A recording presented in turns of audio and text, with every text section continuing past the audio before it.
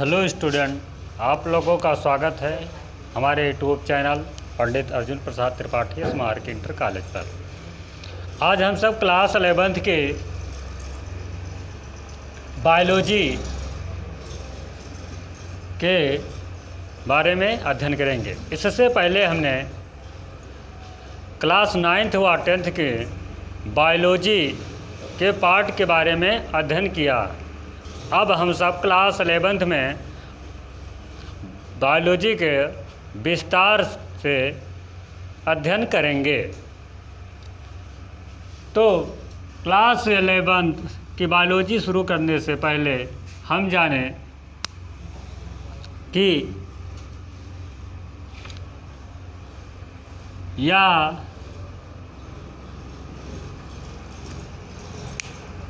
Subject biology,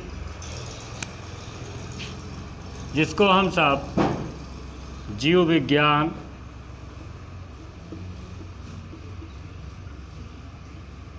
भी कहते हैं।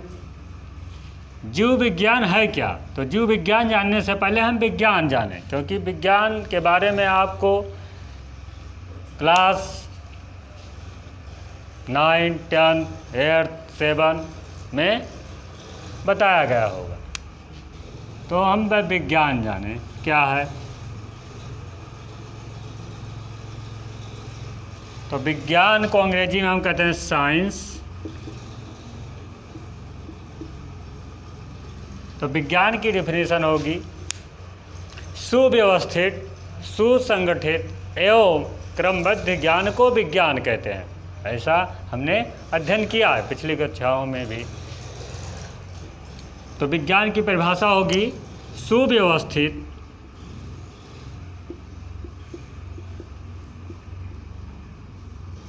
सुसंगठित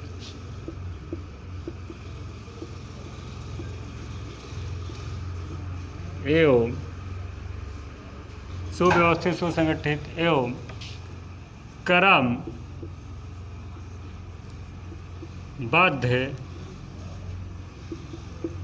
ज्ञान को विज्ञान कहते हैं।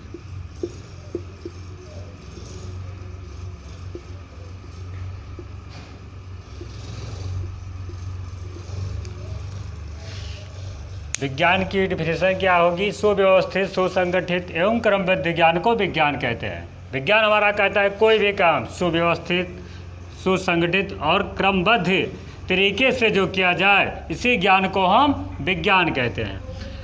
अब विज्ञान हो गया। विज्ञान के आपके 3 पार्ट हैं, भौतिक विज्ञान, रसायन विज्ञान और जीव विज्ञान। आपको क्लास 9th या 10th में तीनों के बारे में अध्ययन कराया गया है। अब क्लास 11th में इसके अलग अलग भाग है। जीव विज्ञान अलग, रसायन विज्ञान अलग और भौतिक विज्ञान अलग। तो हम सब आज अध्ययन करेंगे जीव विज्ञान के बारे में। तो जीव विज्ञान किसे कहते हैं ये भी जान लें हम सब। जीव विज्ञान किसे कहते हैं?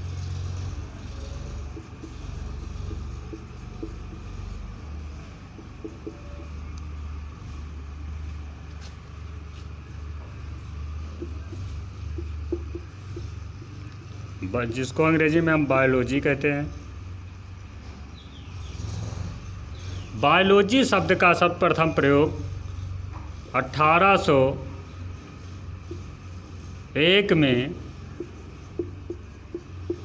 लैमार्क व टेरी नेवस ने प्रयोग किया था। बायोलॉजी के अंतर्गत हम सब जीवों के बारे में अध्ययन करेंगे। तो हम कह सकते हैं कि जीव विज्ञान वो है पृथ्वी पर पाए जाने वाले समस्त जीवों के बारे में हम अध्ययन करेंगे। तो जीव विज्ञान की परिभाषा क्या होगी?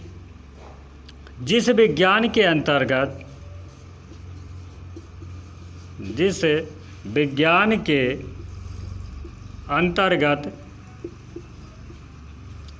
जीवों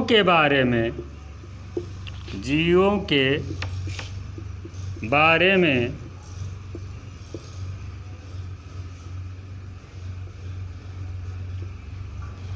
जीवों के बारे में अध्ययन किया जाता है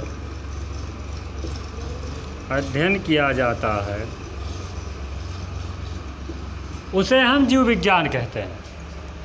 जीव विज्ञान के अंतर्गत हमें समस्त जीवों के बारे में अध्ययन करना है। तो जिस विज्ञान के अंतर्गत जीवों के बारे में अध्ययन किया जाता है जीव विज्ञान कहते हैं। अब इस पृथ्वी पर दो प्रकार के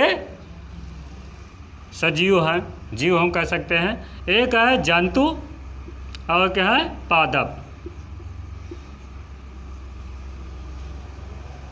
तो जीव विज्ञान के दो भाग हैं। जिस जीव विज्ञान के दो भाग हैं, एक जिसको हम कह सकते हैं जंतु विज्ञान, इसको हम कह सकते हैं वनस्पति विज्ञान।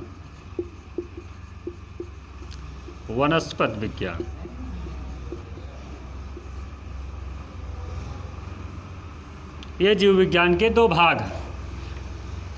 पूछा जाए कि जीव विज्ञान के कितने भाग हैं, तो जीव विज्ञान के दो भाग हैं, जंतु विज्ञान और वनस्पति विज्ञान, जिनको अंग्रेजी में हम जूलॉजी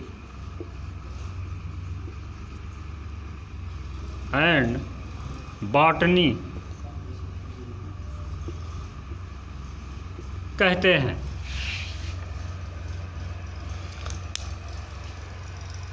तो जंतु विज्ञान किसे कहेंगे? जिस विज्ञान के अंतर्गत केवल जंतुओं के बारे में अध्ययन किया जाए उसे जंतु विज्ञान कहते हैं।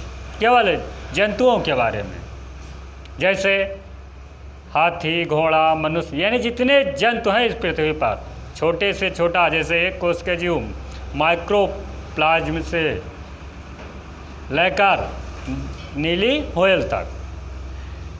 तो जिस विज्ञान के अंतर्गत हम जीवों के बारे में अध्ययन करेंगे उसे जंतु विज्ञान कहते हैं। और जिस जंतु विज्ञान के जनक कौन हैं ये भी जान लें हम। तो जंतु विज्ञान के जनक हैं अरस्तु। हाँ, यहाँ पर भी हम जान लें कि जीव विज्ञान के जनक कौन है, तो जीव विज्ञान के भी जनक अरस्तु हैं। ये पूछा भी जा सकता है कि जीव विज्ञान के जनक कौन है, तो अरस्तु हैं। जंतु विज्ञान के जनक कौन है, अरस्तु हैं। अब वनस्पति विज्ञान किसे कहते हैं? तो जिस विज्ञान के अंतर्गत केवल वनस्पतियों या पेड़ पौधों के बारे में अध्ययन किया जाए उसे विज्ञान को वनस्पति विज्ञान कहते हैं। जिस विज्ञान के अंतर्गत पेड़ पौधे और वनस्पतियों के बारे में अध्ययन किया जाए उसे वनस्पति विज्ञान कहते हैं। इसके जनक हैं थियोफ्रेस्टस,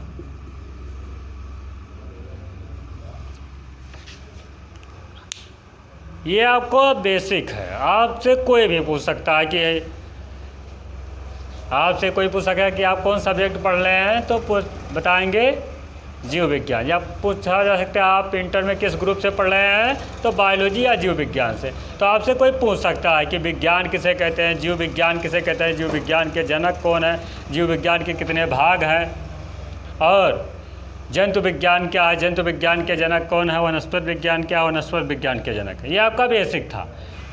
अब हम सब अध्ययन करेंगे क्लास 11th की बायोलॉजी के इकाई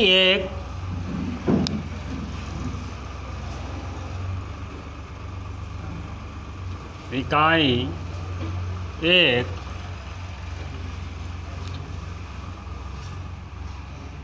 सजीव जगत की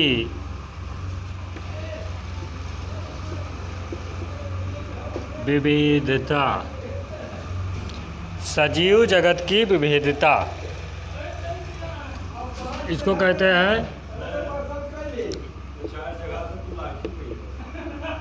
डाइवर्सिटी ऑफ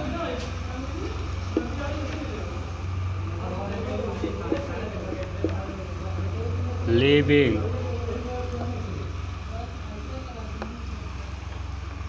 वर्ल्ड।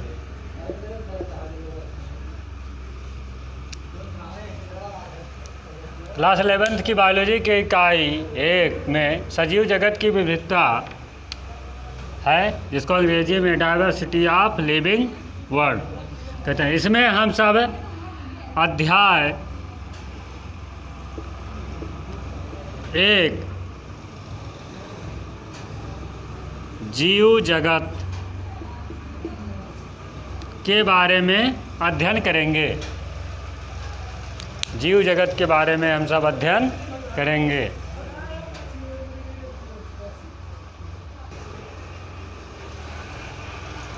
जीव जगत के बारे में हमें अध्ययन करना है। तो इस पृथ्वी पर पाए 2 प्रकार की वस्तुएं पाई जाती है। एक होती है सजीव और एक निर्जीव।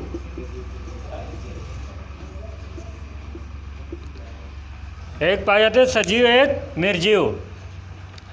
हम सब जब छोटे क्लास में थे तो सजीव की परिभाषा और निर्जीव की परिभाषा कुछ इस प्रकार लिखते थे कि जिन वस्तुओं में जीवन पाया जाता है उसे सजीव वस्तुएं कहते हैं, और जिन वस्तुओं में जीवन नहीं पाया जाता है उसे निर्जीव वस्तुएं कहते हैं। लेकिन आपका क्लास 11th में सजीव की परिभाषा ऐसा नहीं है। इस अध्याय के अंतर्गत हमें सजीव वस्तुएं क्या हैं, निर्जीव वस्तुएं क्या हैं, इनके लक्षण क्या है, इसके बारे में हमें अध्ययन करना है। तो सबसे पहले हम सजीव के बारे में देखेंगे। सजीव किसे कहते हैं?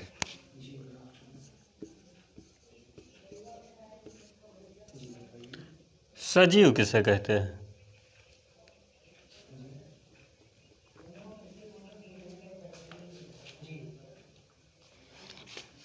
वह वस्तुएं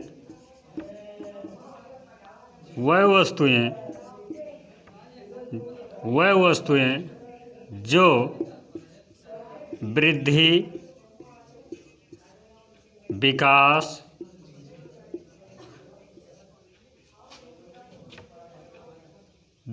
वह वस्तुएं जो वृद्धि, विकास, प्रतिक्रिया तथा जीवन के दूसरे लक्षण उत्पन्न करते हैं, उसे सजीव कहते हैं। इससे पहले हम सब छोटी क्लास में सजीव की परिभाषा लिखते थे। जिन वस्तुओं में जीवन पाया जाता है उसे सजीव वस्तुएं कहते थे। लेकिन यहाँ पर हम क्लास 11 बड़े क्लास में पहुँच गए। तो सजीव की परिभाषा होगी वह वस्तुएं जो वृद्धि करती है, विकास करती है तथा प्रतिक्रिया उत्पन्न करती है तथा जीवन के दूसरे लक्षण उत्पन्न करती हैं, उन्हें सजीव कहते हैं। उन्हें सजीव कहते हैं। तो हम सजीव की परिभाषा जान गए। अब सजीव के क्या लक्षण हैं, इसके बारे में हम अध्ययन करेंगे। अब हम सब अध्ययन करेंगे सजीवों के लक्षण। तो सजीवों के कई लक्षण हैं: वृद्धि, विकास, जनन और आकृति, आकार, कई लक्षण हैं। तो सबसे पहले हम लिखेंगे सजीवों के लक्षण निम्नलिखित हैं। उसमें हम सबसे पहले अध्ययन करेंगे वृद्धि।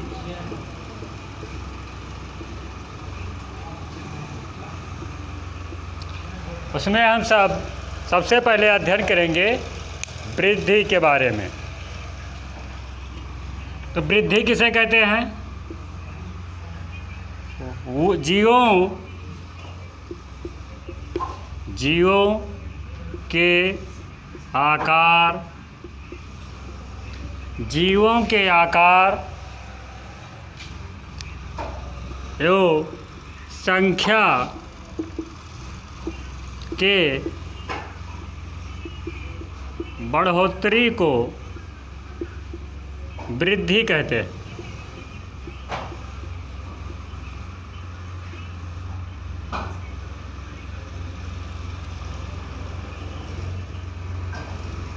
वृद्धि कहते हैं।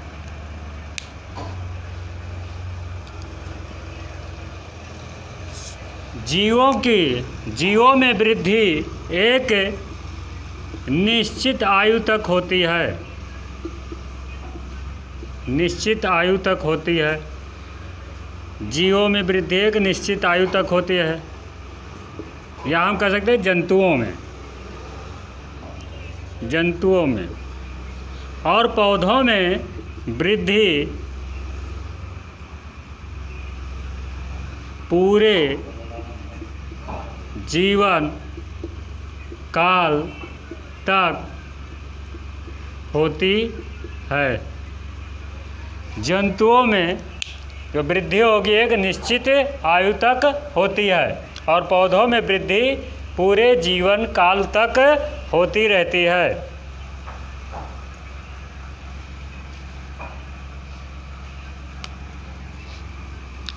निर्जीव वस्तुओं में भी वृद्धि के लक्षण पाए जाते हैं। निर्जीव वस्तुओं में भी वृद्धि के लक्षण पाए जाते हैं, जैसे रेत। कहीं हल्की रेत है, हवा चली तो बहुत से रेत आकर इकट्ठा हो जाते हैं। और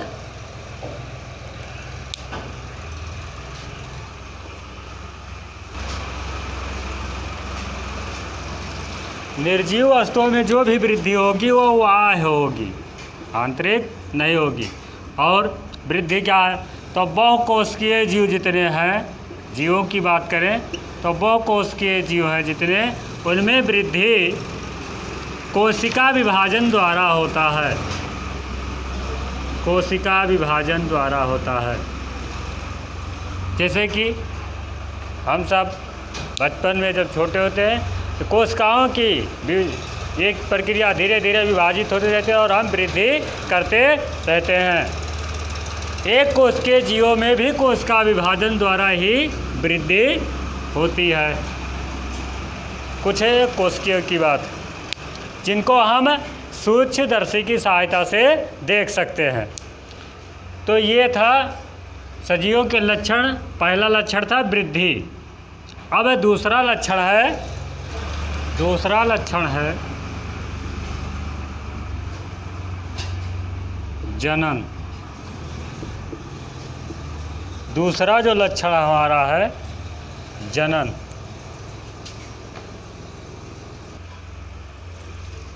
दूसरा जो हमारा लक्षण है जनन। तो जितने भी सजीव होते हैं वह वंशागत यानी उनका वंश बराबर चलता रहे तो वह जनन क्रिया करते हैं।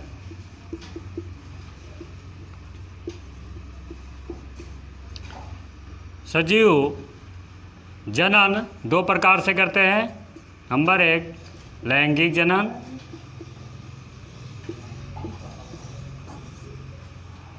नंबर 2 अलैंगिक जनन द्वारा।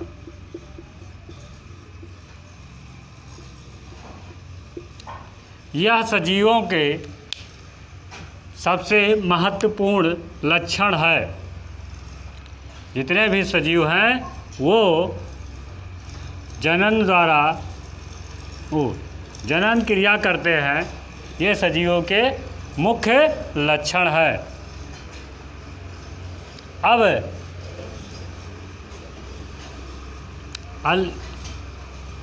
लैंगिक जनन क्या है, तो लैंगिक जनन जिस जनन में एक समान नर मादा भाग लेते हैं उस जनन को लैंगिक जनन कहते हैं। अलैंगिक जनन वह जनन है जिसमें केवल एक जनक भाग लेता है, उस जनन को अलैंगिक जनन कहते हैं। इसकी कई विधियां हैं, जैसे द्विविभाजन, मुकुलन, पुनरुद्भवन,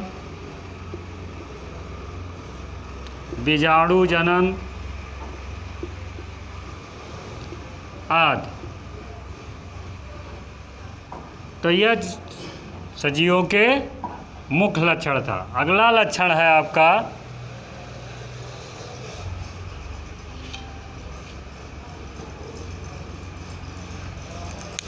अगले लक्षण के बारे में हम सब अगले वीडियो में अध्ययन करेंगे।